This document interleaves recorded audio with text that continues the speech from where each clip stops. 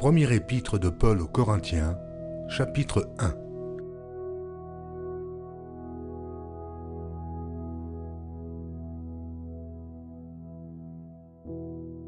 Paul, appelé à être apôtre de Jésus-Christ par la volonté de Dieu, et le frère Sosthène, à l'Église de Dieu qui est à Corinthe, et à ceux qui ont été sanctifiés en Jésus-Christ, appelés à être saints, et à tous ceux qui invoquent en quelque lieu que ce soit le nom de notre Seigneur Jésus-Christ, leur Seigneur et le nôtre. Que la grâce et la paix vous soient données de la part de Dieu notre Père et du Seigneur Jésus-Christ.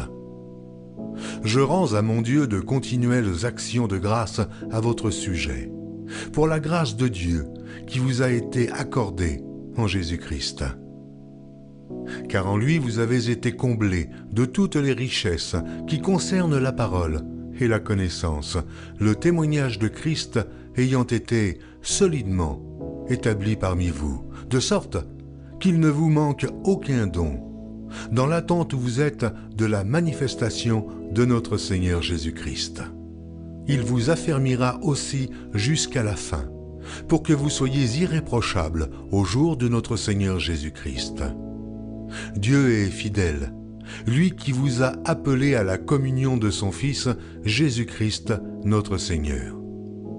Je vous exhorte, frères, par le nom de notre Seigneur Jésus-Christ, à tenir tous un même langage, et à ne point avoir de division parmi vous, mais à être parfaitement unis dans un même esprit et dans un même sentiment. Car, mes frères, j'ai appris à votre sujet, par les gens de Chloé, qu'il y a des disputes au milieu de vous. Je veux dire que chacun de vous parle ainsi. Moi je suis de Paul, et moi d'Apollos, et moi de Céphas, et moi de Christ. Christ est-il divisé? Paul a-t-il été crucifié pour vous? Ou est-ce au nom de Paul que vous avez été baptisés? Je rends grâce à Dieu de ce que je n'ai baptisé aucun de vous, excepté Crispus et Gaius, afin que personne ne dise que vous avez été baptisés en mon nom. J'ai encore baptisé la famille de Stéphanas. Du reste, je ne sache pas que j'ai baptisé quelque autre personne. Ce n'est pas pour baptiser que Christ m'a envoyé, c'est pour annoncer l'Évangile, et cela sans la sagesse du langage, afin que la croix de Christ ne soit pas rendue vaine. Car la prédication de la croix est une folie pour ceux qui périssent, mais pour nous qui sommes sauvés, elle est une puissance de Dieu. Aussi est-il écrit, je détruirai la sagesse des sages et j'anéantirai l'intelligence des intelligents. Où est le sage? Où est le scribe? Où est le disputeur de ce siècle? Dieu n'a-t-il pas convaincu de folie la sagesse du monde? Car puisque le monde avec sa sagesse n'a point connu Dieu dans la sagesse de Dieu, il a plu à Dieu de sauver les croyants par la folie de la prédication. Les Juifs demandent des miracles, et les Grecs cherchent la sagesse. Nous prêchons Christ crucifié. Scandale pour les Juifs et folie pour les païens, mais puissance de Dieu et sagesse de Dieu pour ceux qui sont appelés tant Juifs que Grecs. Car la folie de Dieu est plus sage que les hommes, et la faiblesse de Dieu est plus forte que les hommes. Considérez, frères, que parmi vous, qui avez été appelés, il n'y a ni beaucoup de sages, selon la chair, ni beaucoup de puissants, ni beaucoup de nobles. Mais Dieu a choisi les choses folles du monde pour confondre les sages. Dieu a choisi les choses faibles du monde pour confondre les fortes. Et Dieu a choisi les choses viles du monde et celles qu'on méprise, celles qui ne sont point, pour réduire à néant celles qui sont, afin que nulle chair ne se glorifie devant Dieu. Or, c'est par lui que vous êtes en Jésus-Christ, lequel, de par Dieu, a été fait pour nous sagesse, justice et sanctification et rédemption, afin, comme il est écrit, que celui qui se glorifie dans le Seigneur.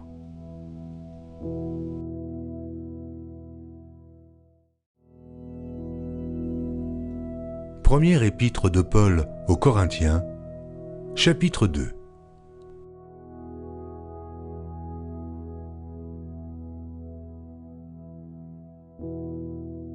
Pour moi, frères, lorsque je suis allé chez vous, ce n'est pas avec une supériorité de langage ou de sagesse que je suis allé vous annoncer le témoignage de Dieu. Car je n'ai pas eu la pensée de savoir parmi vous autre chose que Jésus-Christ et Jésus-Christ crucifié. Moi-même, j'étais auprès de vous dans un état de faiblesse, de crainte et de grand tremblement. Et ma parole et ma prédication ne reposaient pas sur les discours persuasifs de la sagesse, mais sur une démonstration d'esprit et de puissance, afin que votre foi fût fondée, non sur la sagesse des hommes, mais sur la puissance de Dieu. Cependant, c'est une sagesse que nous prêchons parmi les parfaits, sagesse qui n'est pas de ce siècle, ni des chefs de ce siècle, qui vont être anéantis. Nous prêchons la sagesse de Dieu, mystérieuse et cachée, que Dieu, avant les siècles, avait destinée pour notre gloire. Sagesse qu'aucun des chefs de ce siècle n'a connue, car, s'ils l'eussent connue, ils n'auraient pas crucifié le Seigneur de gloire. Mais, comme il est écrit, ce sont des choses que l'œil n'a point vues, que l'oreille n'a point entendues, et qui ne sont point montées au cœur de l'homme, des choses que Dieu a préparées pour ceux qui l'aiment. Dieu nous les a révélées par l'Esprit, car l'Esprit sonde tout, même les profondeurs de Dieu. Lequel des hommes, en effet, connaît les choses de l'homme, si ce n'est l'Esprit de l'homme qui est en lui? De même, personne ne connaît les choses de Dieu, si ce n'est l'Esprit de Dieu. Or, nous n'avons pas reçu l'Esprit du monde, mais l'Esprit qui vient de Dieu, afin que nous connaissions les choses que Dieu nous a données par sa grâce. Et nous en parlons non avec des discours qu'enseigne la sagesse humaine, mais avec ceux qu'enseigne l'Esprit, employant un langage spirituel pour les choses spirituelles. Mais l'homme animal ne reçoit pas les choses de l'Esprit de Dieu, car elles sont une folie pour lui. Et il ne peut les connaître parce que c'est spirituellement qu'on en juge. L'homme spirituel, au contraire, juge de tout, et il n'est lui-même jugé par personne. Car qui a connu la pensée du Seigneur pour l'instruire? Or nous avons la pensée de Christ.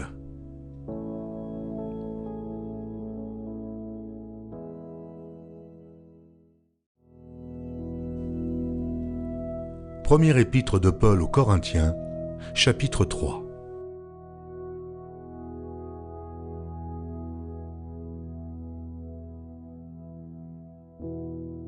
Pour moi, frères, ce n'est pas comme à des hommes spirituels que j'ai pu vous parler, mais comme à des hommes charnels, comme à des enfants en Christ.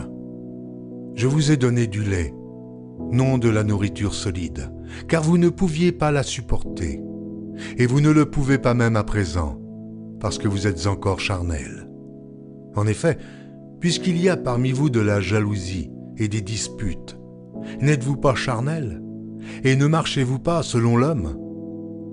Quand quelqu'un dit « moi je suis de Paul » et un autre « moi d'Apollos », n'êtes-vous pas des hommes? Qu'est-ce donc qu'Apollos? Et qu'est-ce que Paul? Des serviteurs par le moyen desquels vous avez cru, selon que le Seigneur l'a donné à chacun. J'ai planté, Apollos a arrosé, mais Dieu a fait croître, en sorte que ce n'est pas celui qui plante qui est quelque chose, ni celui qui arrose, mais Dieu qui fait croître. Celui qui plante et celui qui arrose sont égaux, et chacun recevra sa propre récompense, selon son propre travail. Car nous sommes ouvriers avec Dieu. Vous êtes le champ de Dieu et l'édifice de Dieu. Selon la grâce de Dieu qui m'a été donnée, j'ai posé le fondement comme un sage architecte, et un autre bâtit dessus. Mais que chacun prenne garde à la manière dont il bâtit dessus. Car personne ne peut poser un autre fondement que celui qui a été posé, savoir Jésus-Christ. Or, si quelqu'un bâtit sur ce fondement avec de l'or, de l'argent, des pierres précieuses, du bois, du foin, du chaume, l'œuvre de chacun sera manifestée, car le jour la fera connaître, parce qu'elle se révélera dans le feu, et le feu éprouvera ce qu'est l'œuvre de chacun. Si l'œuvre bâtie par quelqu'un sur le fondement subsiste, il recevra une récompense. Si l'œuvre de quelqu'un est consumée, il perdra sa récompense. Pour lui, il sera sauvé, mais comme au travers du feu. Ne savez-vous pas que vous êtes le temple de Dieu et que l'Esprit de Dieu habite en vous? Si quelqu'un détruit le temple de Dieu, Dieu le détruira, car le temple de Dieu est saint, et c'est ce que vous êtes. Que nul ne s'abuse lui-même. Si quelqu'un parmi vous pense être sage selon ce siècle, qu'il devienne fou, afin de devenir sage. Car la sagesse de ce monde est une folie devant Dieu. Aussi est-il écrit, « Il prend les sages dans leur ruse. » Et encore, « Le Seigneur connaît les pensées des sages. Il sait qu'elles sont vaines. » Que personne donc ne mette sa gloire dans des hommes, car tout est à vous. Soit Paul, soit Apollos, soit Céphas, soit le monde, soit la vie, soit la mort, soit les choses présentes, soit les choses à venir. Tout est à vous, et vous êtes à Christ, et Christ est à Dieu.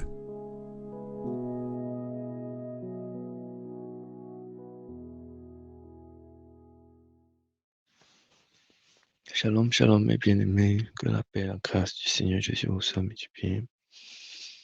Je partage ma méditation de 1 Corinthiens 2, 1, 2, 3. Dans cette méditation, il est écrit dans 1 Corinthiens au verset 8, « Il vous raffermira aussi jusqu'à la fin pour que vous soyez irréprochables au jour de notre Seigneur Jésus. » Vous soyez irréprochables au jour de notre Seigneur Jésus. Qu'est-ce que cela signifie? Être irréprochable. Cela signifie en tant que chrétien que lorsque j'ai cru en Jésus-Christ de Nazareth, les choses ne s'arrêtent pas là-bas. Il y a un travail qui est fait et ce travail est fait de façon continuelle avec pour objectif que à la fin je sois quelqu'un d'irréprochable. Donc nous savons que naturellement nous péchons en tant qu'homme naturel. Alors qu'est-ce que nous devons faire pour être irréprochable à la venue du Seigneur, à la vie de sanctification? La vie de sanctification, le Seigneur nous fait comprendre que nous devons persévérer dans la sanctification, dans la consécration, pour qu'au moment de sa venue, nous serons des personnes qui sont irréprochables. Il dit, je vous exhorte, au verset 10, je vous exhorte, frères, par le nom de notre Seigneur Jésus, à tenir tous un même langage, à ne point avoir des divisions parmi vous, mais à être parfaitement unis d'un même esprit et d'un même sentiment. Donc, je remarque ici qu'il s'adresse aux frères. Il ne s'adresse pas aux frères et sœurs. Donc, cela exclut déjà le fait que parmi les apôtres, il pouvait avoir de femmes. Parmi les prophètes, il pouvait avoir de femmes. Parmi les évangélistes, il pouvait avoir de femmes. Un discours dans 1 Corinthiens, verset 10, et dans 2 Corinthiens, au verset 1, s'adresse toujours aux frères. Même dans 1 Corinthiens, verset 26, considérez frères. Donc, dans les 3 chapitres que nous avons lus, nous voyons bien qu'il s'adresse aux frères. Pourtant, il y avait les sœurs. Cela nous fait comprendre donc qu'il n'y avait pas de femmes prophétesses dans le corps du Christ et que toutes ces femmes qui sont prophétesses et qui sont évangélistes, ils doivent se repentir. Ils doivent se repentir parce que il faut le ministère auprès de leur mari. Mais eux-mêmes ne peuvent pas être des personnes qui font le ministère sans qu'il y ait une autorité. Je continue. Il dit, je vous exhorte, frères, par le nom de notre Seigneur Jésus, à tenir tous un même langage, à ne point avoir de division parmi vous, mais à être parfaitement unis dans un même esprit et dans un même sentiment. C'est-à-dire que quelque chose doit nous habiter. C'est d'agir de façon commune. d'avoir des pensées communes. Donc, qu'il n'y ait pas de division au milieu de nous. Et cela me rappelle l'instruction qui avait été donnée par le frère Junior au conducteur, qu'on doit laisser l'eau circuler, on ne doit pas avoir de blocus. Que le Saint-Esprit, lorsqu'il va remplir les frères dans le réveil, il peut aussi tuer. Si quelqu'un cherche à aller faire son ministère à part, c'est un rappel à cette instruction et un avertissement vraiment qui vient dans mon esprit lorsque je lis ce passage. Au verset 17 de 1 Corinthiens, il dit, ce n'est pas pour baptiser que Christ m'a envoyé, c'est pour annoncer l'évangile. Cela sans la sagesse du langage, afin que la croix du Christ ne soit pas rendue vaine. Donc, dans plusieurs passages, il évoque la façon avec laquelle nous devons prêcher. Et il dit que cette façon-là, c'est celle qui est de l'esprit, celle qui vient de l'esprit. Nous ne devons pas faire une prédication qui repose sur une sagesse, sur une pensée humaine, sur une façon de faire humaine. Nous devons faire une prédication qui repose sur l'esprit du Seigneur. Donc nous devons prêcher, poussés par l'esprit. Et cela me fait comprendre donc que dans notre formation qui est spirituelle, nous ne devons pas nous arrêter à lire les livres écrits par les pasteurs parce que quand nous lisons ces livres-là, la sagesse humaine est injectée là-dedans. Est injectée là-dedans et ça fait que la prédication subit un coup. Aussi, nous devrons transmettre la vie de Dieu aux personnes par la parole qui est prêchée. Nous savons qu'aucun homme ne peut changer un autre. Il faut nécessairement l'Esprit de Dieu pour venir façonner, nettoyer les cœurs et dont les choses changent.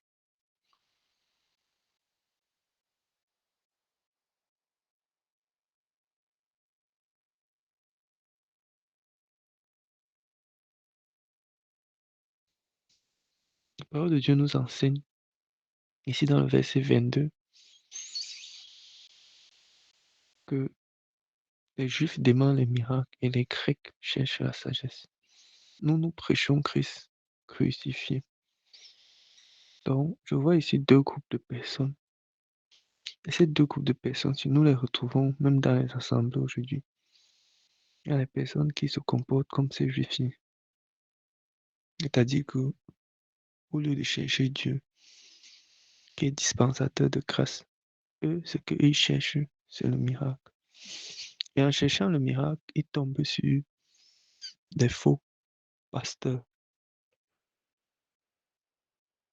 Les pasteurs qui font les miracles par la magie. Et c'est comme ça que, étant dans le filet de ces faux pasteurs-là, ils finissent par périr. Et il dit, les Grecs cherchent la sagesse. Ça me fait penser au coaching et développement personnel. On te fait comprendre que non, la lumière est en toi. Tu dois travailler sur toi-même. Une fois que tu vas travailler sur toi-même, tu vas devenir une meilleure personne. Dieu, le bien et le mal sont dans ton cœur. C'est en toi, tu dois travailler. Tu dois travailler. Donc, c'est à ça que ça me fait penser. Deux groupes de personnes qui n'ont pas connu Dieu, qui n'ont pas connu la sagesse de Dieu, pour qui le langage de la crucifixion à la croix est une folie. Parce que si quelqu'un croit que Jésus-Christ est Dieu, est mort à la croix pour ses péchés, alors pourquoi est-ce qu'il a besoin de rechercher à tout prix une manifestation? Il a déjà cette assurance d'être sauvé. Il a déjà cette assurance-là que quelqu'un a payé le prix pour sa situation. Pourquoi courir à rechercher le miracle? Pourquoi ne pas attendre patiemment la visite du Seigneur? comme le serviteur de Dieu et Élisabeth dans Luc au chapitre 1, qui bien qu'étant stérile, attendait la visitation du Seigneur dans la vie de piété. C'est une interpellation vraiment, une interpellation qui nous est donnée à définir en fait ce que nous avons choisi de faire. Est-ce que nous avons choisi de nous approcher de Dieu selon les Écritures? Est-ce que nous avons choisi de nous approcher de Dieu selon la sagesse humaine?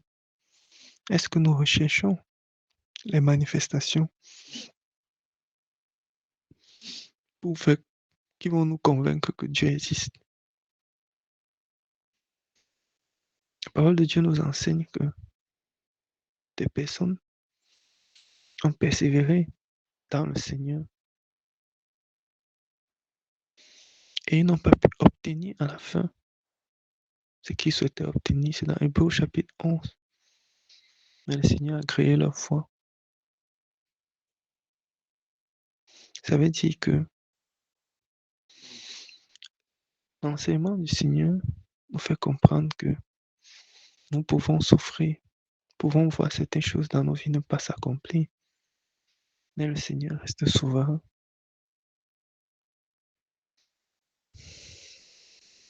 L'enseignement du Seigneur ne nous fait pas comprendre que en venant à Christ, il y aura forcément un miracle qui va se produire. Si ce n'est pas ta foi. Donc, qu'est-ce que nous recherchons auprès du Seigneur? À lui plaire? Ou alors nous recherchons du spectacle? Ou alors nous recherchons des sensations? Qu'est-ce que nous recherchons? À construire une relation avec le Seigneur Jésus, ressuscité d'entre les morts, crucifié à la croix. Donc ici, l'apôtre Paul nous dit dans 1 Corinthiens au verset 27, Dieu a choisi les choses folles du monde pour confondre les sages. Il a choisi les choses faibles du monde pour confondre les fortes. Pour connaître le Seigneur,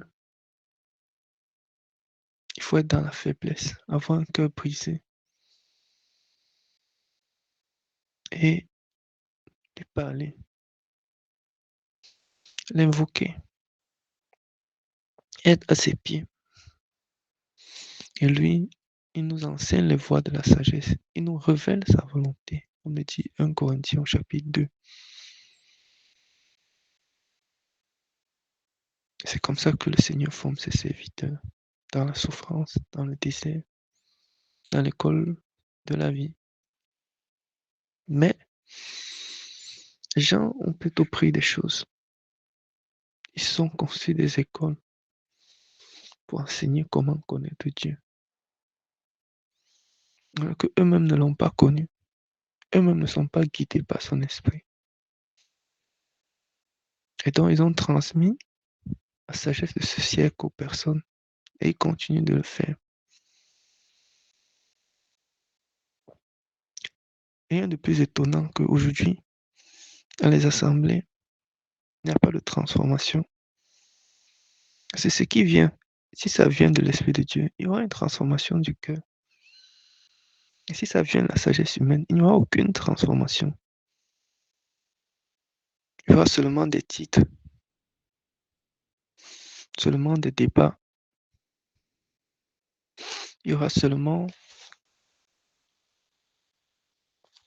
des discussions vaines où une personne va dire, oh, j'ai déjà étudié jusqu'à tel niveau, je connais Dieu plus que toi. Si quelqu'un prétend connaître Dieu,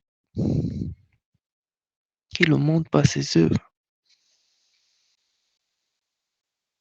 qu'il manifeste la foi. Mais aujourd'hui, ce n'est pas ça. Voilà pourquoi l'apôtre Paul dit dans 1 Corinthiens 2, La sagesse, cependant, c'est une sagesse que nous prêchons parmi les parfaits. Sagesse qui n'est pas de ce siècle, ni des chefs de ce siècle, qui vont être anéantis. Nous prêchons la sagesse de Dieu mystérieuse, cachée, que Dieu avant les siècles avait destinée pour notre gloire. Sagesse qu'aucun chef de ce siècle n'a connue.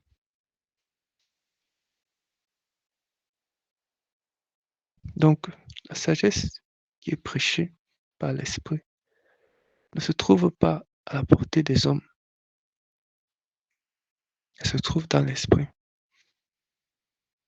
Elle se trouve dans l'Esprit de Dieu. L'Église a véritablement besoin du Saint-Esprit. L'Église a besoin du Saint-Esprit. C'est parce que l'Église aujourd'hui, beaucoup de membres des assemblées se sont éloignés du Saint-Esprit pour choisir d'autres voies, des voies intellectuelles, pour choisir des voies perverties, qu'aujourd'hui il n'y a pas de transformation et qu'aujourd'hui le nom du Seigneur est blasphémé. Dis, mais votre Dieu là, de quoi est-il capable? Aucune guérison, aucun miracle véritable. Les témoignages, beaucoup sont des témoignages qui ne sont pas vrais. Et les sensations sont très courantes dans les assemblées. Nous avons besoin véritablement du Saint-Esprit.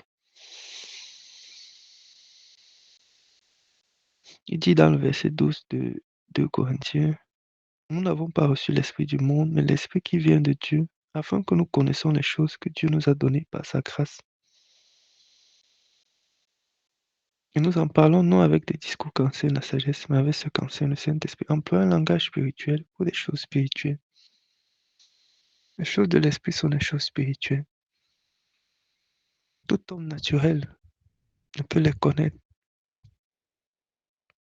si ce n'est pas le Saint-Esprit. Voilà pourquoi l'homme naturel, il est difficile. Il manifeste l'amour de Dieu. C'est impossible. Il faut nécessairement l'Esprit de Dieu pour l'amener à un autre niveau de sa vie spirituelle. Pour l'amener à comprendre quelle est la volonté de Dieu. Dieu n'est pas charnel. Dieu est spirituel. Or, l'homme naturel est charnel.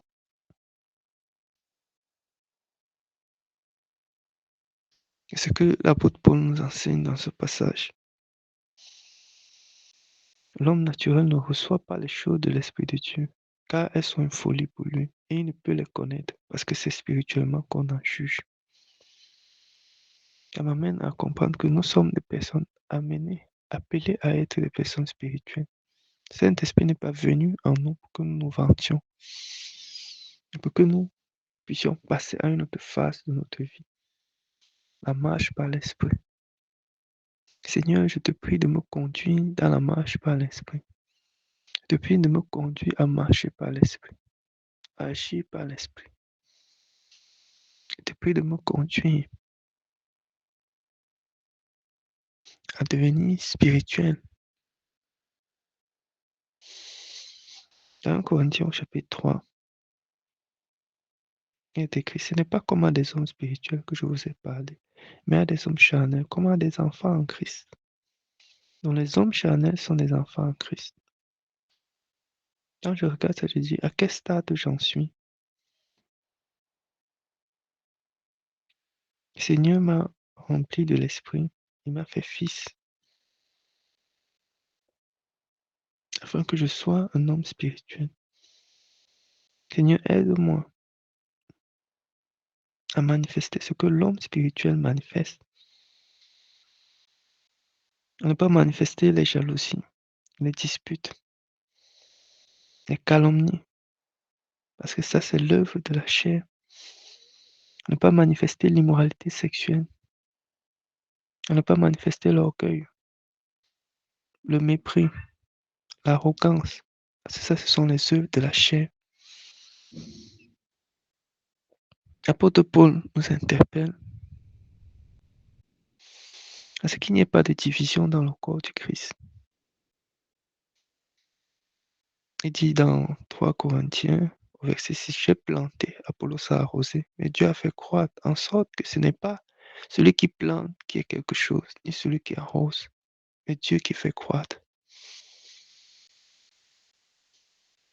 Seulement en créant les divisions dans le corps du Christ, nous commençons par nous glorifier. Nous sommes en train de nous glorifier. L'apôtre Paul dit ici, Apollos a arrosé, mais Dieu a fait croître. En sorte que ce n'est pas celui qui plante qui est quelque chose, ni celui qui arrose.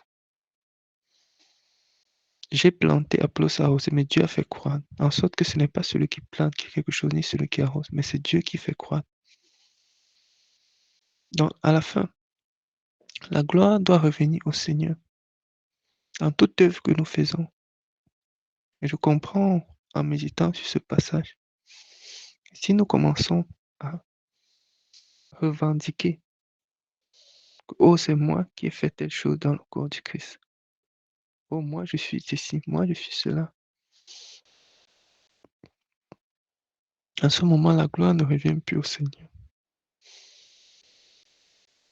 Parce qu'il dit que ce n'est pas celui qui plante, ni celui qui arrose qui est quelque chose. C'est Dieu qui fait croître. Donc, quel que soit ce que nous faisons, nous sémons dans le corps du Christ. C'est le Seigneur qui fait grandir cela. C'est le Seigneur qui rend ça beau. Aucune personne, fût-il apôtre, prophète, évangéliste, n'a la capacité intrinsèque de convertir un autre, de l'amener à porter du fruit. 1%, 1 pour 1000, comme le dit la parabole. Aucune personne ne peut donc se glorifier en disant, il faut que je crée mon ministère, je me sépare des autres. Parce que c'est l'œuvre du Seigneur qui fait porter du fruit. Ce n'est pas l'œuvre d'un homme. C'est l'œuvre du Seigneur qui amène à être transformé. Ce n'est pas l'œuvre d'un homme. Que le Seigneur me préserve vraiment des partis pris, des divisions dans le corps du Christ, de l'esprit de division dans le corps du Christ. Que le Seigneur me garde dans les rangs.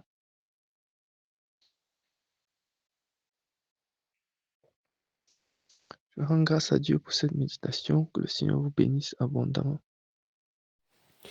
Shalom, shalom, bien-aimés. Que la paix et la grâce de notre Seigneur Jésus-Christ nous soient multipliées. Que par sa main puissante, il nous protège et nous garde, et surtout qu'il console nos cœurs et guide nos pas. Merci Seigneur Jésus-Christ. Les 3 premiers chapitres de la première épître de Paul aux Corinthiens, évidemment, il y a beaucoup de choses à dire. Et vraiment, le Seigneur se révèle dans sa parole. Et si Paul est en train d'écrire aux chrétiens de Corinthe, encore pour attirer l'attention sur un certain nombre de choses qui est contemporain de notre ère.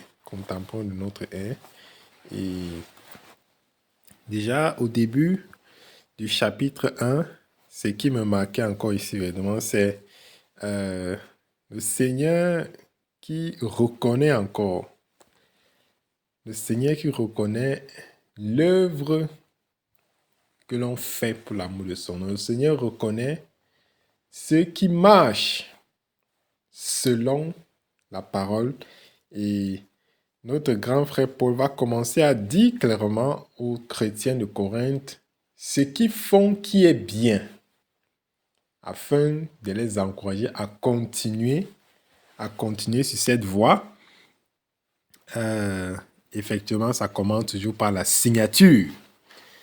la signature de Paul. Paul appelé à être apôtre de Jésus-Christ par la volonté de Dieu, et le frère Sosthène, à l'église de Dieu qui est à Corinthe, à ceux qui ont été sanctifiés en Jésus-Christ, appelés à être saints, et à tous ceux qui invoquent en quelque lieu que ce soit le nom de notre Seigneur Jésus-Christ, le Seigneur et le nôtre.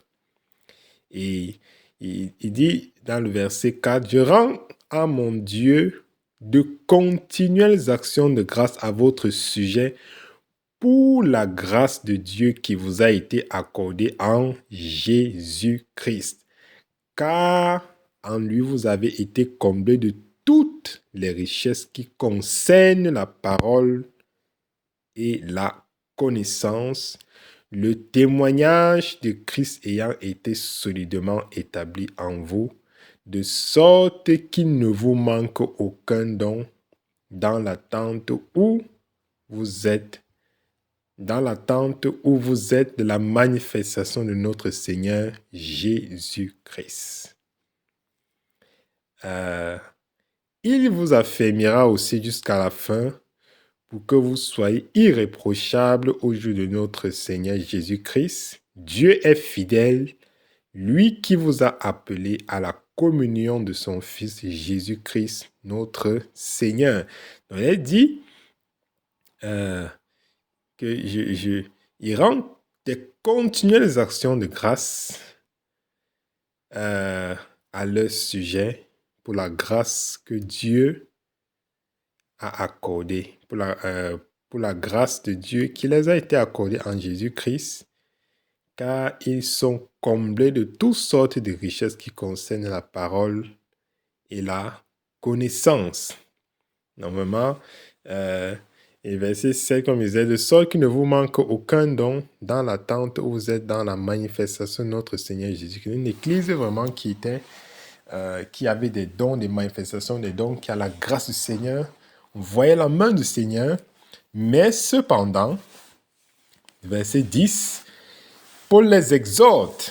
Je vous exhorte, frères, par le nom de notre Seigneur Jésus-Christ, à tenir tous un même langage et à ne point avoir de division parmi vous, mais à être parfaitement unis dans un même esprit et dans un même sentiment.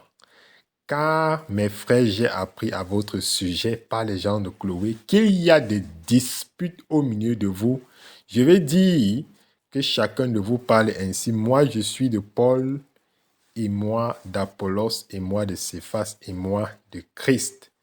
Christ est-il divisé? Donc voilà vraiment c'est quoi Paul attire déjà leur attention. Oui, il y a des belles choses, mais j'ai appris qu'il y a des divisions parmi vous. Les gens veulent créer des dénominations. Des gens veulent diviser le corps du Christ. Et Paul leur dit, carte sur table, Christ est-il divisé? Non, il y a un seul Seigneur, un seul Sauveur, un seul Christ, un seul corps. Christ n'est pas divisé. Et puis, il les explique pourquoi les gens ne peuvent pas dire que je suis de Paul ou d'Apollos, de Céphas. Il dit clairement en mettant l'accent sur deux choses extrêmement importantes. Nous sommes dans le verset 13. Christ est-il divisé? Paul a-t-il été crucifié pour vous? Ou est-ce en mon nom? Ou est-ce au nom de Paul que vous avez été baptisés? Il disait, waouh! Il souligne deux choses importantes de la marche avec le Seigneur. Le baptême au nom du Seigneur Jésus-Christ et le sacrifice ultime à la croix, la crucifixion. Christ est le seul qui a été crucifié pour porter les péchés de l'humanité. Pour porter les péchés de l'humanité. Il est allé à la croix. La parole déclare qu'il avait le pouvoir de ne pas passer par ses meurtrissures, mais il est allé par amour pour nous, pour porter sur lui le péché de l'humanité, afin que quiconque croit que cette croix-là à cette croix, Christ a porté ses péchés, alors qu'il soit sauvé. met l'accent. Personne d'autre n'a porté nos péchés à la croix et on ne baptise en aucun autre nom, si ce n'est le nom de Jésus-Christ, dont personne ne peut se revendiquer une brebis. Je suis de Paul, Apollos. Non, il y a-t-il, attention, ça fait très attention, ne divisez pas le corps de Christ. Il y a un seul Seigneur, un seul Dieu, un seul Christ. Et c'est lui seul qui a été crucifié. C'est lui seulement en son nom que l'on baptise. C'était encore merveilleux de comprendre ces choses. Et puis, il va continuer à les exhorter. Et puis, il va continuer dans le verset 18 à parler de la prédication maintenant. Il va dire, verset 17-18, « Ce n'est pas pour baptiser que Christ m'a envoyé, c'est pour annoncer l'évangile, et cela sans la sagesse du langage, afin que la croix de Christ ne soit pas rendue vaine. » Il mentionne encore la croix de Christ ne soit pas rendue vaine. Lorsqu'il a été appelé, il a dit, « On te dira tout ce que tu feras pour l'amour de mon nom. Tu iras prêcher. » L'apôtre des païens dit, « Je prêche, non pas avec la sagesse, mais je prêche Christ crucifié. » Clair, limpide et simple. Christ, c'est que celui qui a été pendu au bois, c'est lui le Christ. C'est par lui que la rédemption et la rémission des péchés est venue dans le monde.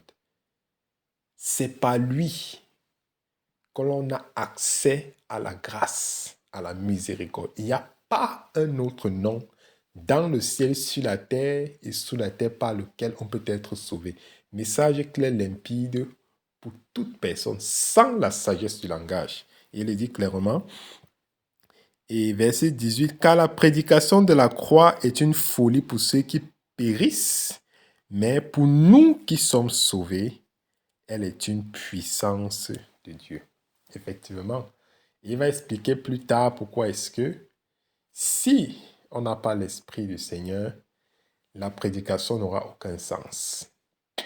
Parce que les gens disent, « Oh, vraiment, le Dieu là, nous sommes les Noirs, c'est un blanc, le Dieu des blancs, machin, et tout. » Comment aussi, façon simplement comme ça, dès que quelqu'un va dire, « Oh Seigneur Jésus, je crois en toi, viens être mon Seigneur, mon Sauveur. » Et que comme ça, d'un coup, tout est effacé, il n'y a plus rien. On se rappelle de la femme de mauvaise vie. On me dit que, mais parce que elle est venue comme ça, pleurer au pied du Seigneur, et puis il a dit, va te pécher de son pardon. dit, ok. Mais la femme là, la mauvaise femme là, avec tout ce qu'elle a fait là, donc juste comme ça, simplement comme ça là, c'est ah bon, machin. Donc vraiment, c'est ça avec le Seigneur. Paul nous attire l'attention ici, que oui, à la croix, tout a été crucifié. Et toutes choses sont devenues nouvelles. Toutes choses sont devenues nouvelles, mais c'est des choses que l'homme du monde ne peut pas comprendre. On se rappelle de Nicodème. Il disait, comment puis-je naître de nouveau, moi qui suis déjà vieux? Il faut l'Esprit du Seigneur pour comprendre les choses du Seigneur. Puis il va continuer. Verset 21. Car la puissance du monde, verset 20, où est le sage, où est le scribe, où est le disciple de ce siècle? Dieu n'a-t-il pas convaincu de folie la sagesse du monde? Car puisque le monde, avec sa sagesse, n'a point connu Dieu dans la sagesse de Dieu, il a plu à Dieu de sauver les croyants par la folie de la prédication. Les Juifs demandent des miracles, les Grecs cherchent la sagesse. Nous prêchons Christ crucifié, scandale pour les Juifs et folie pour les païens. On revient encore le Christ crucifié, mais puissance de Dieu et sagesse de Dieu pour ceux qui sont appelés tant juifs que grecs, car la folie de Dieu est plus sage que les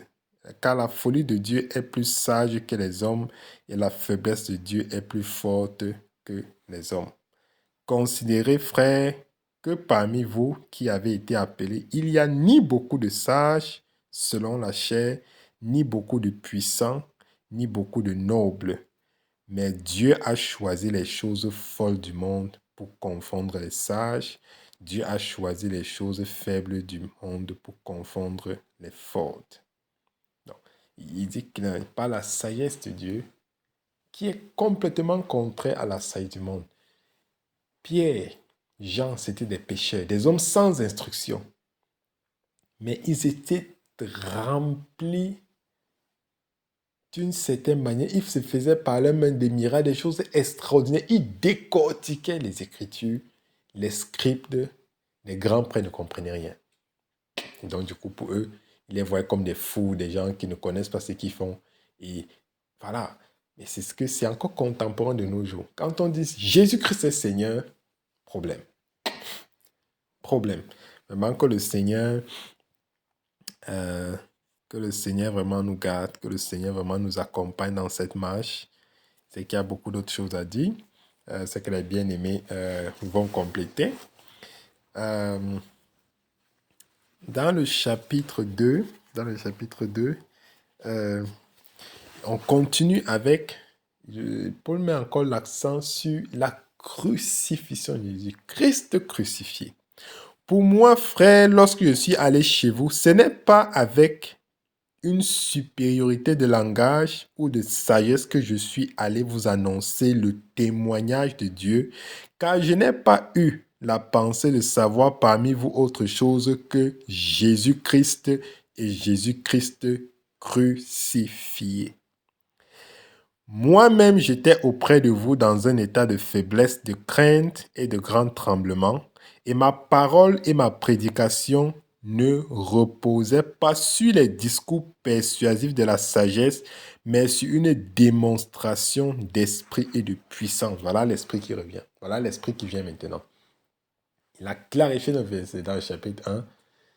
Si on n'est pas de Dieu, si on ne croit pas, tout ça, c'est du charabia, c'est de la folie, ça n'a pas de sens. Mais si on croit au Seigneur, si on a son esprit, alors toutes ces choses pour nous prennent un sens. Le Christ, on voit Christ à la croix où il porte nos péchés. Et on le voit ressusciter avec la gloire du Père, avec la puissance qui a vaincu le prince de ce monde et qui nous donne maintenant la victoire et surtout la grâce de dominer le péché, de résister à la tentation, de marcher avec lui, de persévérer. Ce qui n'était pas possible si on n'avait pas le Saint-Esprit. Ce n'était pas possible de marcher dans la sainteté, de marcher avec le Saint, dans la patience, tenir sans le Saint-Esprit. Et Paul leur rappelle cela. Je suis venu chez vous, ce qui m'a intéressé, car je n'ai pas eu la pensée de savoir parmi vous autre chose que Christ, autre chose que Jésus-Christ et Jésus-Christ ressuscité. Verset 4, il parle de la prédication, c'était pas les choses, c'était pas les discours, ce n'est pas la philosophie, mais une démonstration d'esprit et de puissance. Parce que quand quelqu'un qui prêche par le Saint-Esprit décortique les Écritures, si vous êtes de Dieu, vous allez savoir que ça, c'est du Seigneur.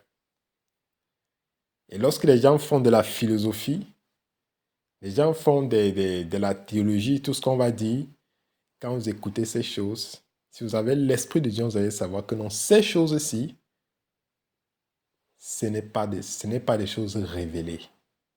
Ce sont les choses qu'on a apprises. C'est la sagesse du monde, c'est la sagesse humaine et qui est une folie devant le Seigneur. Vraiment que le Seigneur nous accorde sa grâce afin qu'on ne se lève pas pour parler selon la sagesse du monde, mais qu'il nous accorde son Saint-Esprit, afin que l'on parle en esprit et surtout en puissance. Merci Père. Verset 5. Afin que votre foi ne soit fondée, afin que votre foi soit fondée non sur la sagesse des hommes, mais sur la puissance de Dieu. Cependant, c'est une sagesse que nous prêchons parmi les parfaits, sagesse qui n'est pas de ce siècle, ni les chefs de ce siècle, sagesse qui n'est pas de ce siècle, ni des chefs de ce siècle qui vont être anéantis. Nous prêchons la sagesse de Dieu mystérieuse et cachée que Dieu, avant les siècles, avait destinée pour notre gloire. Sagesse qu'aucun des chefs de ce siècle n'a connue, car s'il l'avait connue, il n'aurait pas crucifié le Seigneur de gloire. C'est-à-dire de la même manière que Christ à la croix est pour nous qui croyons un sujet de gloire, Christ à la croix pour ces chefs de ce siècle pour un sujet de condamnation. Parce qu'ils ont crucifié le Seigneur de gloire, lui qui n'a rien fait. Mais ils l'ont crucifié. Ils ont préféré qu'on leur donnasse Barnabas, un meurtrier, et que l'on crucifie le Seigneur. Ils ont appelé sur eux un jugement, une condamnation. Pourtant, ils étaient supposés être les chefs de ces sectes, ceux qui connaissaient les Écritures, ceux qui connaissaient les prophéties, les promesses, qui étudiaient la parole, mais ils n'ont pas reconnu, ils n'ont pas su reconnaître le Seigneur de gloire, ils l'ont amené à la croix. Et cela a amené sur eux la condamnation. Mais pour nous qui croyons, pour nous, la croix a été pour nous un sujet de gloire. Que le Seigneur nous fasse grâce. Et puis, verset 10, c'est verset 10. Dieu nous les a révélés par l'Esprit, car l'Esprit sonde tout, même les profondeurs de Dieu. Comme il disait, si on n'a pas l'Esprit du Seigneur, on ne peut pas comprendre ça. Il faut l'Esprit, parce qu'il a dit clairement que ce sont des choses qu'il a cachées dans le verset 7, 1 Corinthiens 2, verset 7. Nous prêchons la sagesse de Dieu mystérieuse et cachée que Dieu, avant les siècles, avait destinée pour notre gloire. Ce sont des choses cachées qu'il faut l'Esprit de Dieu pour que ces choses soient révélées. Sans l'Esprit de Dieu, ça sera difficile. Ça sera même impossible. Ici, le verset 12 m'a aussi interpellé. Or, nous n'avons pas reçu l'Esprit du monde, mais l'Esprit qui vient de Dieu, afin que nous connaissions les choses que Dieu nous a données par sa grâce. Et nous en parlons non avec les discours qu'enseigne la sagesse humaine, mais avec ceux qu'enseigne l'Esprit, employant un langage spirituel pour les choses spirituelles. Vous avez dit que sans le Saint-Esprit, il est impossible de comprendre les choses du Seigneur. Il est même impossible de croire aux choses du Seigneur. Et il est impossible même de parler des choses du Seigneur. Impossible. Il dit clairement, verset 14, « Mais l'homme animal ne reçoit pas les choses de l'Esprit de Dieu, car elles sont une folie pour lui, et il ne peut les connaître parce que c'est spirituellement que l'on en juge. L'homme spirituel, au contraire, juge de tout, et il n'est lui-même jugé par personne, car qui a connu la pensée du Seigneur pour l'instruire? Or, nous avons la pensée de Christ. Merveilleux. Dit clairement, sans le Saint-Esprit, pas possibilité. Et le Seigneur a dit, je m'en vais, je vous enverrai un consolateur, l'Esprit de vérité qui vous enseignera et qui vous rappellera toutes choses. Vraiment, non, il nous l'a promis et le Seigneur, sa promesse est véritable. Dans le chapitre 3, pour terminer, Paul va revenir encore sur ce qu'il avait déjà mentionné dans le chapitre 1, à partir du verset 11. Car mes frères, j'ai appris à votre sujet par les gens de Chloé qu'il y a des disputes au milieu de vous. je vais dire, chacun de vous parle ainsi, moi je suis de Paul, et moi d'Apollos, et moi de Céphas, et moi de Christ. Il va revenir avec ça au verset 3, et c'est dans le chapitre 3. En effet, puisqu'il y a parmi vous des jalousies, des disputes, n'êtes-vous pas charnels et ne marchez-vous pas selon l'homme? Quand quelqu'un dit moi je suis de Paul et un autre moi d'Apollos, n'êtes-vous pas des hommes? Qu'est-ce que donc Apollos et qu'est-ce que Paul? Des serviteurs par le moyen desquels vous avez cru, selon que le Seigneur a donné à chacun. J'ai planté, Apollos a arrosé, mais Dieu a fait croître.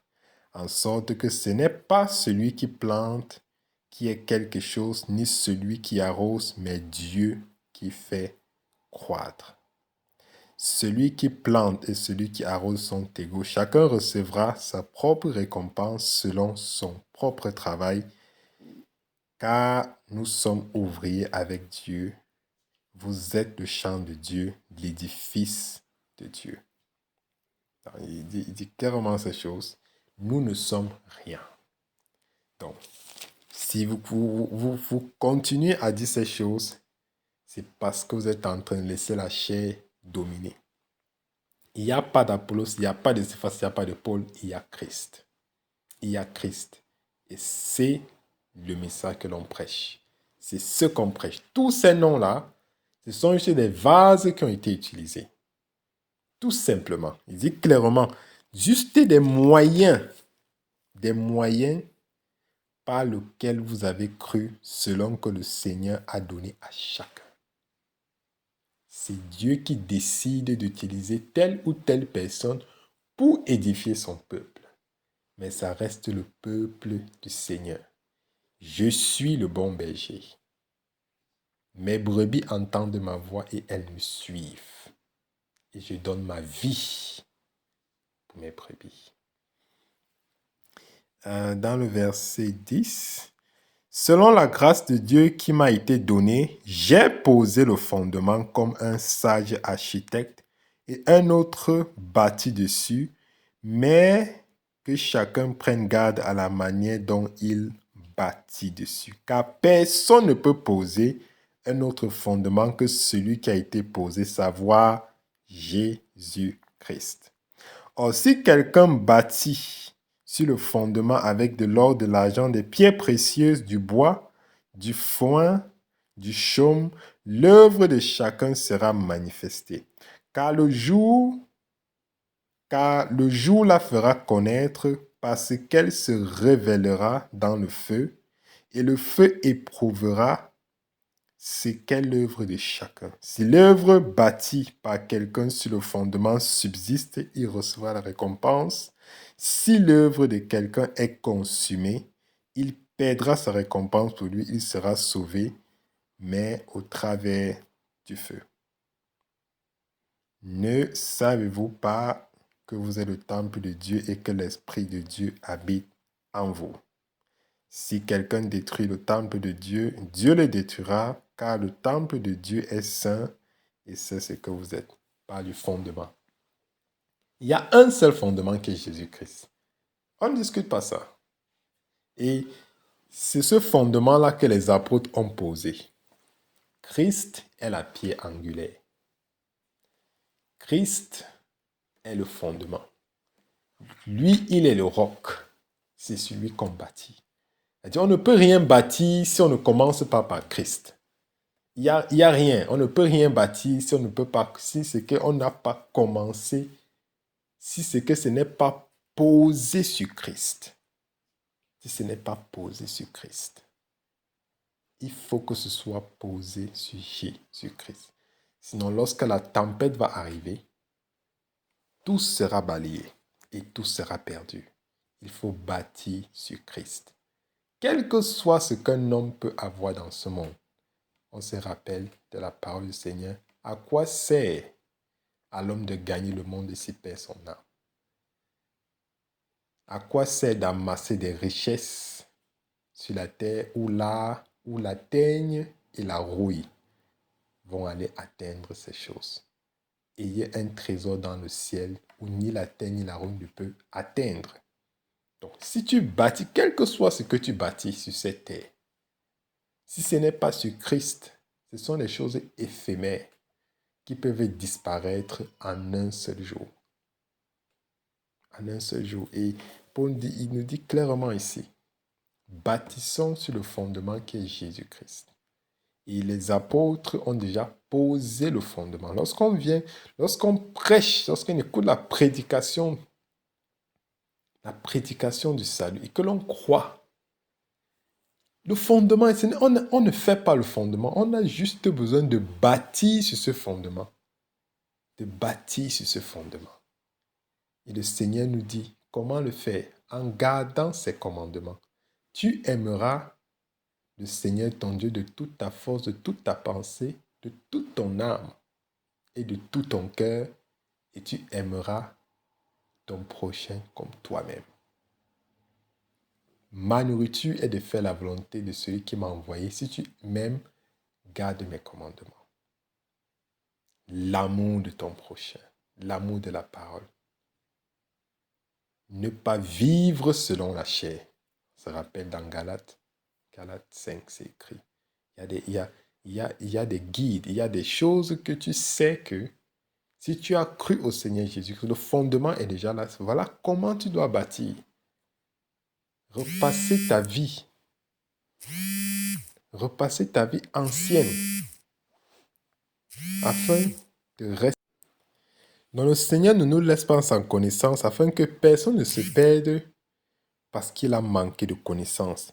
Et vraiment pour terminer, comme je disais déjà, faisons attention car nous sommes le temple du Saint-Esprit. Faisons attention à la manière avec laquelle on traite notre corps de peur que l'on ne soit détruit. Et puis, Paul va fermer avec ce dernier verset, que nul ne s'abuse lui-même. Si quelqu'un parmi vous pense être sage, selon ce siècle, qu'il devienne fou afin de devenir sage, car la sagesse de ce monde est une folie devant Dieu. Aussi est-il écrit, il prend les sages dans leur ruse, et encore, le Seigneur connaît les pensées des sages. Il sait qu'elles sont vaines. Que personne ne mette sa gloire dans les choses, que personne ne mette sa gloire dans des hommes, car tout est à vous, soit Paul, soit Apollos, soit Céphas, soit le monde, soit la vie, soit la mort, soit les choses présentes, soit les choses à venir. Tout est à vous, et vous êtes à Christ et Christ à Dieu. Que personne ne mette sa gloire dans les choses des hommes. Ce sont des choses éphémères. Nous devons mettre notre gloire en Jésus-Christ, notre Seigneur et Sauveur, fidèle, et en toutes choses, ses promesses sont véritables. Ses promesses sont véritables. Que le Seigneur nous bénisse abondamment. Gloire et miséricorde à notre Seigneur Jésus-Christ. Amen. Shalom, shalom, mes bien-aimés. Que le Seigneur vous bénisse abondamment. Et nous rendons grâce encore au Seigneur pour ce partage qu'il nous donne d'avoir. Et je vais tout de suite commencer. Aujourd'hui, nous avons 1 Corinthiens, chapitre 1, 2, 3. D'abord, déjà dans le premier chapitre, j'ai été marqué par la salutation.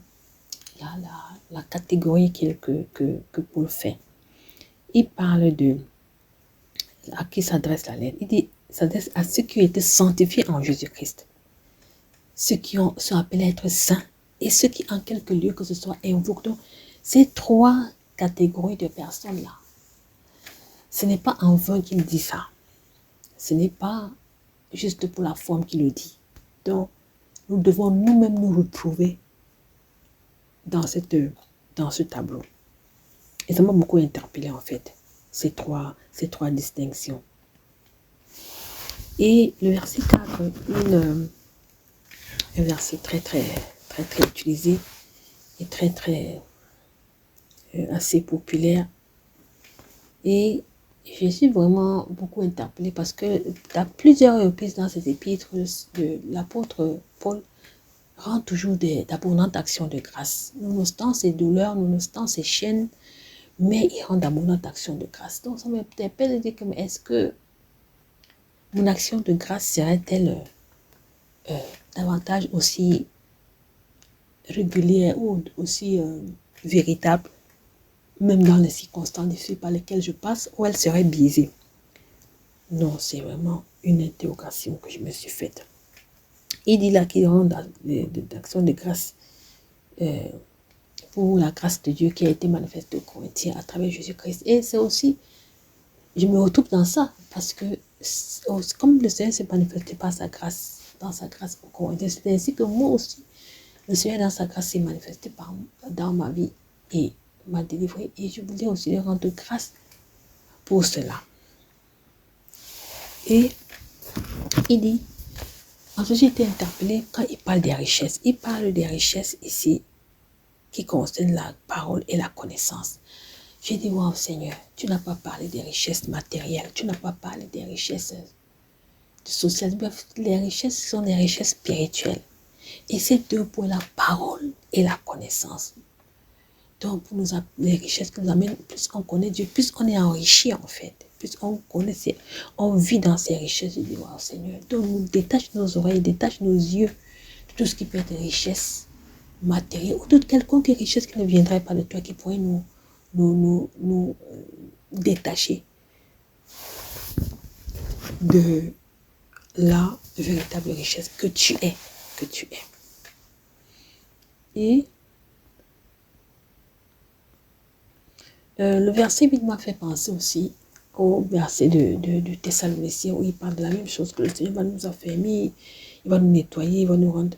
Donc ça m'a fait penser, ça m'a projeté dans les Thessaloniciens.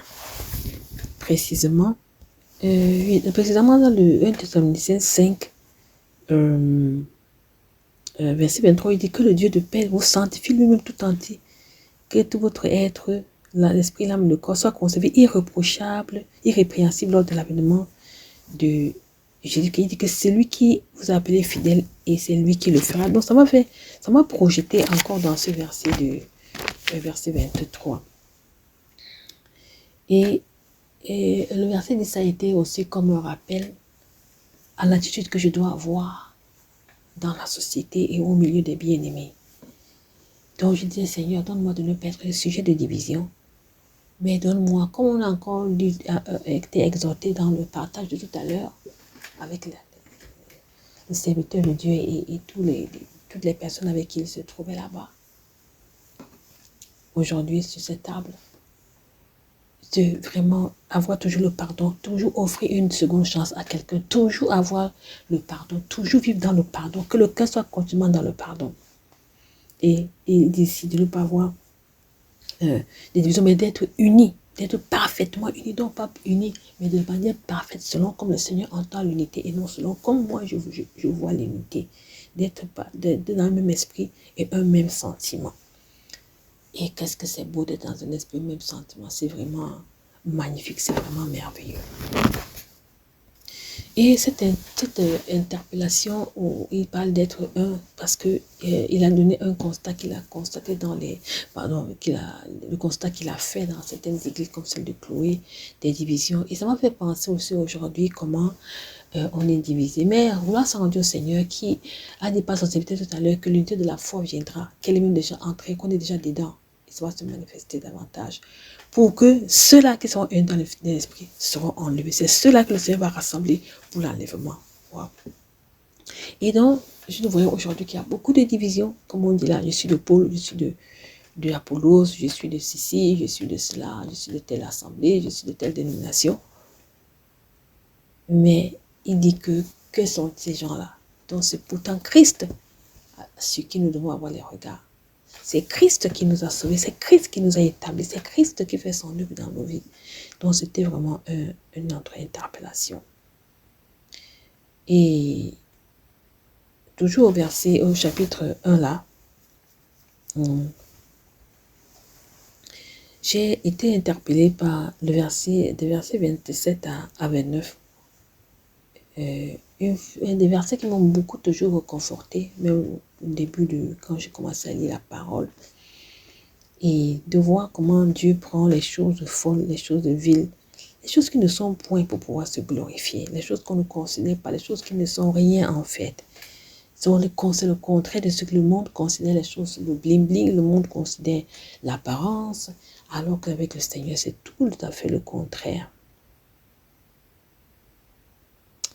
Afin que nous ne puissions pas nous glorifier, afin que nous reconnaissions que ce que nous sommes, c'est par la grâce du Père. Je dirais au chapitre 2. Au chapitre 2, une exhortation encore de Paul, une exhortation vraiment à être sensible à la prédication que je peux recevoir d'un serviteur de Dieu, sans regarder d'où son appartenance, sans regarder où est-ce qu'il pratique son ministère, vraiment de ne pas avoir de préjugés, mais d'être attentive en sachant que ça c'est le canal du Seigneur. Et je dois être attentive à ce que le Seigneur me dit par ce canal, et afin de chercher à croître, à recevoir ce qui va permettre ma croissance, à ne pas être borné, mais avoir un esprit ouvert, se disant que le Seigneur peut utiliser le canal qu'il veut pour pouvoir parler à nos cœurs. Et nous le sentirons à travers le discernement des esprits, et aussi à travers la prédication que ce serviteur de Dieu fera, parce que sa prédication sera différente de la religion. Ça sera une démonstration d'esprit et de puissance. Et ça a été un encouragement. Et ça a aussi un but, afin que ceux-là à qui cela est destiné, que leur foi soit fondée sur la puissance de Dieu et non sur la sagesse des hommes. J'ai dit, waouh, Seigneur, merci. Merci, Père. Merci, Seigneur. Par la suite, le verset 9 aussi du chapitre 2, c'est un verset qui m'a beaucoup encouragé dans les premières années de ma conversion. Il dit ces choses que l'œil n'a point vues, que l'oreille n'a point entendu, mais que Dieu a préparé pour ceux qui l'aiment. Il les a relevés par l'Esprit du Seigneur. Et pendant plusieurs années, je priais des Seigneur, révèle-moi ces choses que tu as préparées. Donne-moi de les connaître, Seigneur. Accorde-moi la grâce d'entrer dans ces choses-là, afin de les vivre. Comme il a dit dans Éphésiens aussi, qu'il a son ouvrage, il a préparé les œuvres afin que nous les pratiquions. Donne-moi de pratiquer, de connaître ces œuvres que tu as préparées pour ce que tu aimes. Dieu, révèle-les-moi dans ta grâce. Dans ta grâce, révèle-les-moi. Et aussi, j'ai été encore une fois interpellée par la différence entre l'homme charnel et l'homme spirituel, entre l'homme animal et l'homme spirituel. Et c'était encore une exhortation à revoir quels sont les domaines dans ma vie, où je suis encore charnel, où j'agis encore selon la chair, parce que j'aimerais que dans tout mon parcours terrestre, pour les années qui me restent à vie, que je puisse laisser une empreinte comme de femme spirituelle plutôt. Et que le Seigneur disait, enlève toutes choses dans mon corps qui m'amène encore à manifester les attributs d'un homme charnel, et qui nous donne de croître afin que je puisse manifester véritablement une nature spirituelle. Amen. Je suis là au chapitre 13. Chapitre 13, où d'emblée de jeu, l'exhortation de Paul, quand il revient encore sur la différence entre les hommes spirituels et les hommes charnels. Donc, c'est comme dans le chapitre 2, il fait déjà, il dit que voici, si vous voyez quelqu'un agir comme ça, veut dire qu'il est encore charnel. Voici ce qui accompagnera les hommes spirituels, voici ce qu'on attend de, voici comment ils se comporteront. Donc, c'est vraiment un parallèle entre une colonne, l'homme charnel, et une colonne, l'homme spirituel, afin de voir, de s'examiner, de dire, est-ce que je suis charnel? Est-ce que je suis spirituel? Donc vraiment, c'est un examen de soi qui permet d'évaluer et de voir où nous sommes. Et peut-être, Seigneur, de rectifier le tir en fait. Et au chapitre 3, il parle vraiment, comme je disais déjà tantôt, des hommes charnels et des hommes spirituels. Il parle du lait pour les hommes charnels et de la nourriture spirituelle, de la nourriture solide pour les spirituels. Et il donne les caractéristiques. Vraiment, c'est merveilleux parce que en faisant un tableau, un côté l'homme naturel, un côté l'homme spirituel, on va voir la définition de chacun. Et de deux, quelles sont les caractéristiques, qu'est-ce qui caractérise chaque groupe. Et parce que quand on voit là, on voit qu'il cite, il parle des jalousies, des disputes qui sont parmi les caractéristiques des hommes charnels. Et les divisions, ainsi de suite. Et vraiment, aussi l'exhortation que Paul fait par la suite en disant qu'il y a ceci, mais, vous qui êtes spirituels, vous êtes les co-ouvriers, ouvriers avec Dieu. Donc, c'est un privilège que le Seigneur nous donne d'être ouvrier avec lui. C'est vraiment un honneur, un grand privilège qu'il nous donne de pouvoir collaborer avec lui, de pouvoir œuvrer dans son champ. J'ai dit, wow Seigneur, merci. Merci de cette grâce que tu nous offres de manière immense. Et nous voyons encore que bien sûr que nous devons être couverts avec lui. Le Seigneur me faisait encore comprendre que ne veut pas dire que moi je vais venir faire mon œuvre. Non, je vais seulement m'ajouter, je vais seulement m'agripper à l'œuvre qui est déjà faite, au fondement qui est déjà fait. Et moi maintenant je continue cela. Ça a été vraiment aussi un grand soulagement et un grand soulagement par rapport à ça. Le fait que je ne dois pas causer un autre fondement, mais je m'appuie sur le fondement qui est déjà existant afin que le Seigneur soit glorifié. Et donne comme exemple, oui, ces choses que nous ne devons plus pratiquer. Et il parle de la sainteté. Il dit que nous sommes le temple du Saint-Esprit. Mais l'homme charnel ne peut pas comprendre ça. Il va voir ça au premier degré, mais sur le spirituel, il va comprendre que le temple du Saint-Esprit, comme le Seigneur dit, il dit, vous êtes les vestiges, nous sommes son temple. Et nous devons chérir, nous devons prendre soin de ce corps, de ce temple où le Seigneur nous réside. Je disais, Seigneur, donne-moi de ne pas négliger ton temple, donne-moi de ne pas vraiment tripatouiller ton temple, donne-moi vraiment de prendre soin de ce temple dont tu as fait de moi. Et encore, je pouvais encore voir une interpellation, je peux encore recevoir une interpellation par rapport à la sagesse. Une interpellation à la sagesse. La sagesse, parce que ne pas se penser être sage, parce qu'on périra, mais de savoir que Dieu est le meilleur sage. Le meilleur sage, c'est lui. Et si nous nous humilions, il va lui-même prendre soin de nous, il va nous épargner de certaines choses. Lui-même, il va nous remplir de sagesse. Parce que comme il a dit dans Jacques, comme on a lu il y a quelques jours, que celui qui manque de sagesse la demande, il la demande sans douter. Donc, c'est vraiment à nous de nous préparer, de demander au Seigneur d'être rempli de sagesse afin de manifester cette sagesse-là. Lui qui est la sagesse infiniment variée de Dieu, lui qui est la sagesse même, qui nous fasse grâce afin que nous aussi de notre côté, nous puissions manifester cette sagesse qui est sienne et que lui seul peut la donner.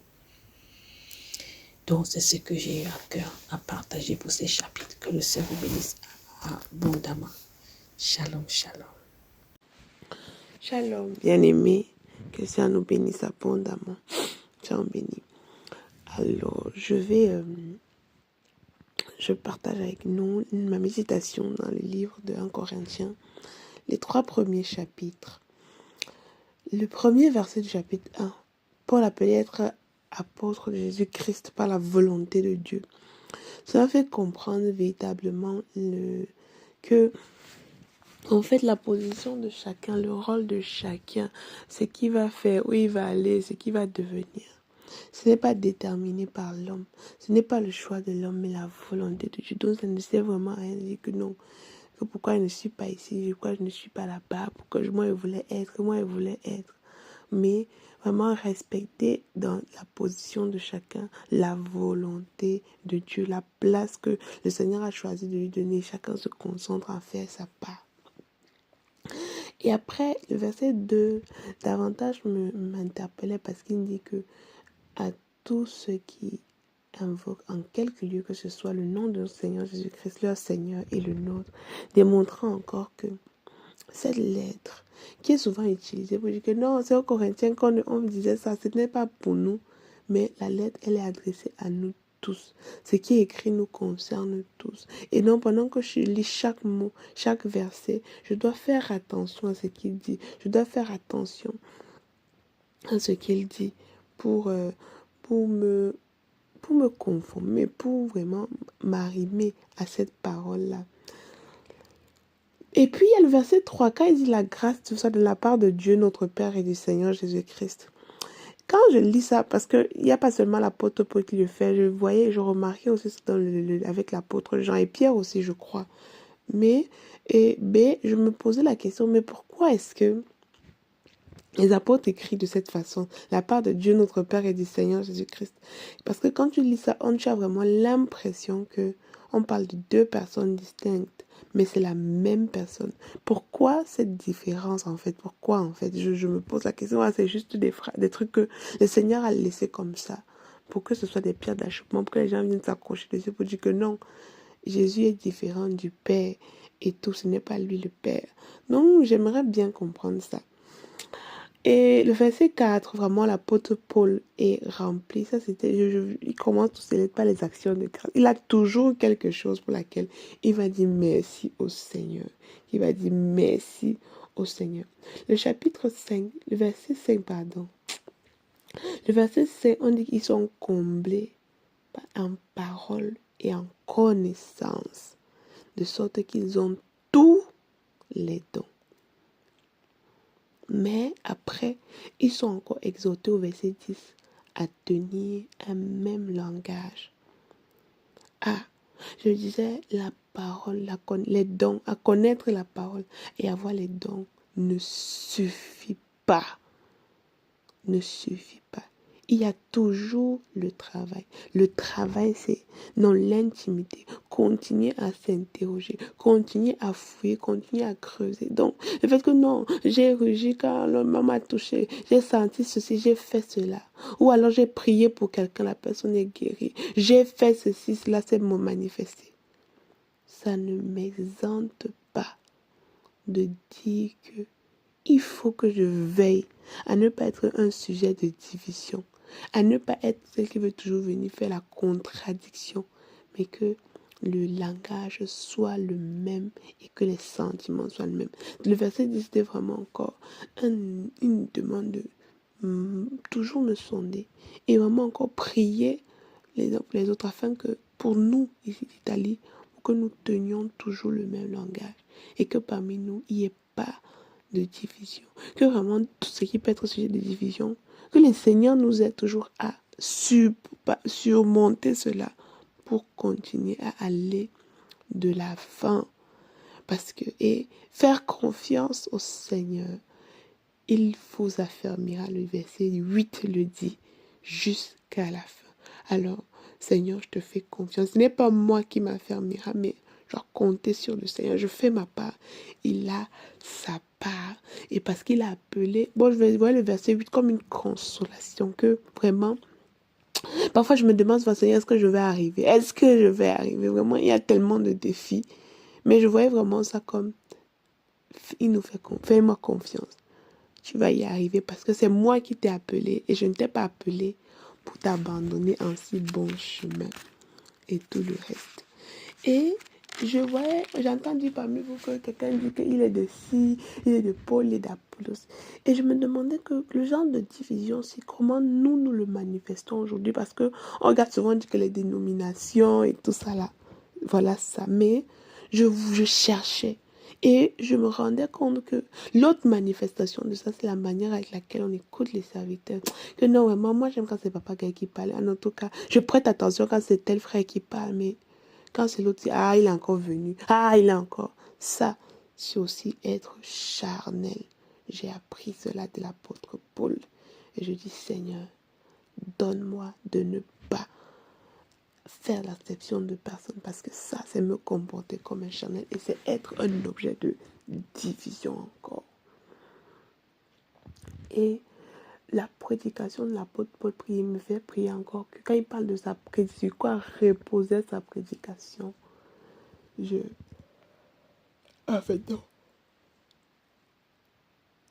Le verset 17.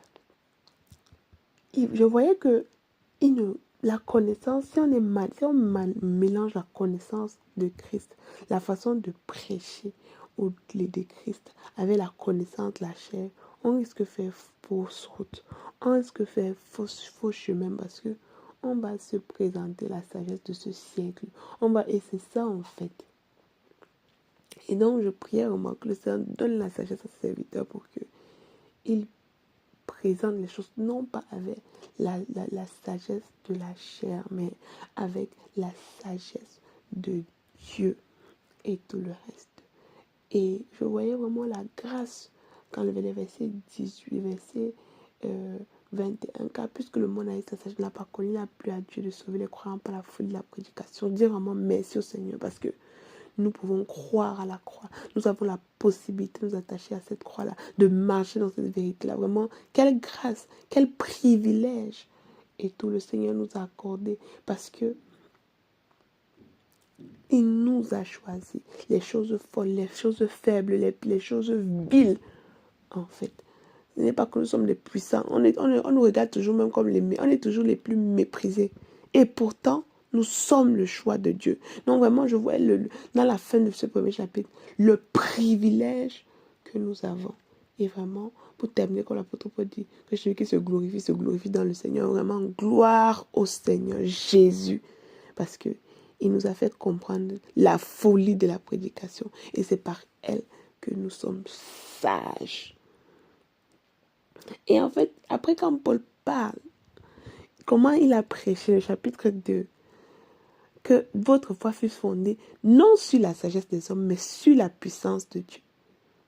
Et je me rendais compte des versets 1 à 5 que aujourd'hui, la prédication repose sur les discours persuasifs, sur les choses de la sagesse. C'est pour ça qu'on a les coachs chrétiens. Parce qu'on a pris les choses du monde et on les a mis dans le Seigneur. Et c'est vraiment le danger. C'est pour ça que la foi dans le Seigneur n'est pas solide. C'est pour ça qu'on fait facilement naufrage. C'est pour ça qu'on tombe facilement. Parce que on n'est pas fondé sur le Seigneur. On n'est pas fondé sur la puissance de Dieu. On n'est pas fondé sur la puissance de l'Esprit de Dieu, mais sur vraiment la sagesse et tout. Vraiment que le Seigneur encore suscite ces ouvriers-là davantage et les soigne pour qu'ils prêchent en démontrant la puissance de l'Esprit.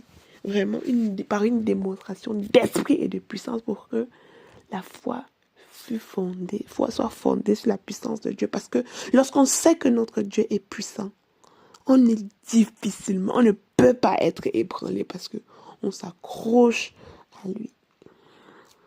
Et les privilèges encore que le Seigneur nous accorde, parce qu'il n'a pas fait connaître les choses aux grands de ce monde. Ils sont en haut, ils se vantent, ils sont comme ça, mais ils ne connaissent rien. Ils sont fous aux yeux du monde. Les choses que l'œil n'a point vues, que l'oreille n'a point entendues, ne sont pas montées au cœur de l'homme. Dieu nous a préparé ça pour nous.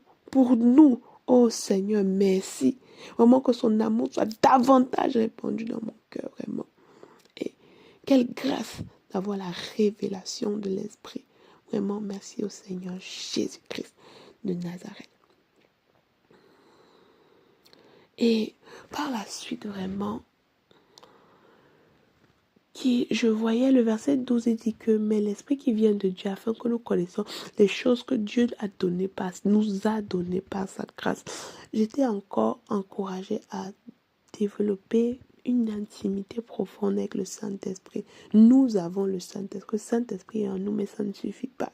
Il faut être son intime, il faut être son ami. Parce que quand je lis Paul, je dis, mais quand il finit par dire que l'homme spirituel, que nous avons la pensée de Christ. Pour moi, c'était fort. J'ai dit, mince, quel homme. Il était arrivé au niveau où il a la pensée de Dieu. Et il le sait. Il ne disait pas par prétention. Il savait ce que Dieu pense. Il pouvait parler quelque chose et le ciel acquiesce. Parce que cet homme-ci est proche de Dieu. Je dis, ah Seigneur. Pas comme Paul forcément, mais une intimité. Parce que chacun a sa grâce. Mais vraiment, je veux m'accrocher de lui de telle manière que quand je parle, ce soit ses paroles qui sortent. Quand je pense, que ce soit ses pensées. Que je ne pense plus, que ce soit lui qui pense. Que ce soit lui qui agit et que ce soit lui qui parle au travers de moi. Vraiment qu'on puisse le voir au travers de moi.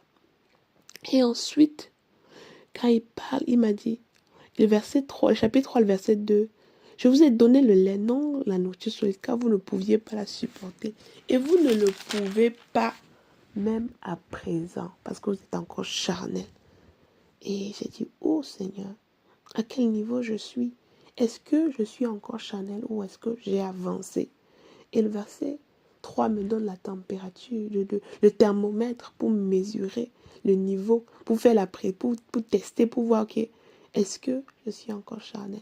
Est-ce qu'il y a encore, j'étais là, je priais encore devant le Seigneur, Père, ôte en moi toute jalousie, toute comparaison, ôte en moi l'esprit de dispute, parce que ces marchés, ces choses-là, c'est la preuve que nous sommes encore charnels, que je suis encore charnel. Alors ôte, enlève toutes ces choses en moi, afin que je puisse comprendre le langage de l'esprit.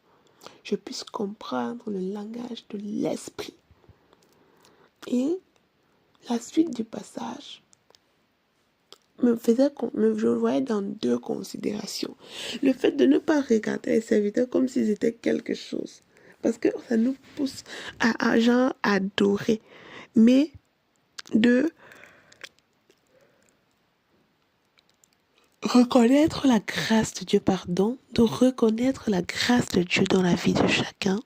Donc, comment chacun est en train d'agir. Donc, vraiment que ce ne sont pas eux qui sont quelque chose, mais c'est Dieu qui fait au travers de tout. C'est rendre grâce à Dieu pour leur vie. Et ne pas les pousser à l'organe. Ah non, toi vraiment mon frère. Oh non, tu prêches trop bien. Oh non, mon frère, non. Ils ne sont rien. Ils sont seulement des instruments. Donc, je priais vraiment que le Seigneur nous aide à ne pas faire, ne pas mener nos frères, nos conducteurs à s'enorgueillir. Et de l'autre côté, je voyais encore vraiment comment chacun de nous a un rôle, a une position. Il y a quelqu'un qui plante, il y a quelqu'un qui vient, qui arrose. Et par la grâce de Dieu, les choses avancent. Non, je voyais vraiment encore la nécessité de se concentrer de chacun sur son côté pour faire ce qu'il a à faire. Comme le dit les versets 10 à 15, que les fondements ont été posés, la base est là, nous avons reçu la parole. Le Seigneur nous a permis de le connaître. Mais maintenant, ce n'est pas tout. Nous avons une œuvre à faire. Ici, une question est posée, m'est posée. Avec quel matériau je bâtis? Avec quoi est-ce que je suis en train de bâtir? Parce que oui, je suis sauvé. Oui, je suis sauvé. Mais est-ce que j'utilise la bonne matière pour bâtir? Parce que si mon œuvre ne résiste pas au feu, alors c'est vrai, je vais entrer. Mais il n'y aura pas de récompense pour moi. Seigneur, je ne veux pas perdre ma récompense. Alors, donne-moi d'utiliser le bon matériau, de l'or qui ne périt pas, pour bâtir, afin que mon bâtiment, mon édifice subsiste dans le temps, subsiste à l'épreuve de la foi. Les versets 17 et 16 à 18, 16 à 17, oui, 16 à 18 même. Et me montrer encore de faire attention comment je m'occupe de mon corps, parce que mon corps ne m'appartient pas. Je suis le temple de Dieu. Qu'est-ce que je mange? Qu'est-ce que je bois? Comment est-ce que je dors? Toutes ces choses-là sont importantes pour le Seigneur parce que je ne dois pas faire entrer en moi ce qui me détruit. Si je suis déjà consciente de la dangerosité de quelque chose, je dois m'en détacher parce que je suis le temple de Dieu. Je suis le temple de Dieu alors et je suis sainte. J'ai vraiment aimé ça. Je suis sainte. Plus tard, il a dit que cette sagesse, nous la prêchons parmi les parfaits. Et qui sont ces parfaits? C'est nous. Et donc je disais, nous sommes parfaits. Nous sommes saints. Quelle grâce, Seigneur. Et je voyais encore comment le monde est fou. Mais à nous, tout est à vous, le verset 23. Et vous êtes à Christ et Christ est à Dieu. Vraiment, la conclusion de ce chapitre m'a fait comprendre que ça m'a fait penser aux sommes. C'est vrai qu'il faisait référence à la sagesse humaine et tout, et que les serviteurs ne sont rien. Mais quand j'ai encore lu ça, ça m'a fait comprendre que nous avons tout. J'ai pensé à le psaume 128, quand il dit qu'il en donne autant à ses bien-aimés dans leur sommeil. Et aussi au fait que vraiment, on doit faire confiance au Seigneur, on se laisser, on ne doit pas être effréné à chercher la sagesse, à poursuivre les choses de ce monde comme si nous, on était d'ici. Mais de comprendre que tout est à Dieu, tout est à nous. Donc, ce qu'il m'a donné, je fais avec ça et je lui rends grâce. Je travaille dans ma position, dans mon couloir, avec ce que Dieu m'a donné. Et parce qu'en réalité, tout est à moi. S'il voulait que j'ai tout, que je possède tout, il l'aurait fait. C'est pas ça qui le dépasse. Donc, ce qu'il m'a donné, je dois le prendre et bien faire avec ça. Et lui faire confiance, m'attendre à lui, m'attacher à lui. Pour que dans ce que je fais, il puisse être glorifié. Donc, je dis merci au Seigneur véritablement pour cette œuvre et merci encore pour ces passages. Voilà ce que ça a permis que je puisse retirer de ces versets. Soyons abondamment bénis dans le Seigneur. Amen, amen, amen, amen. Non.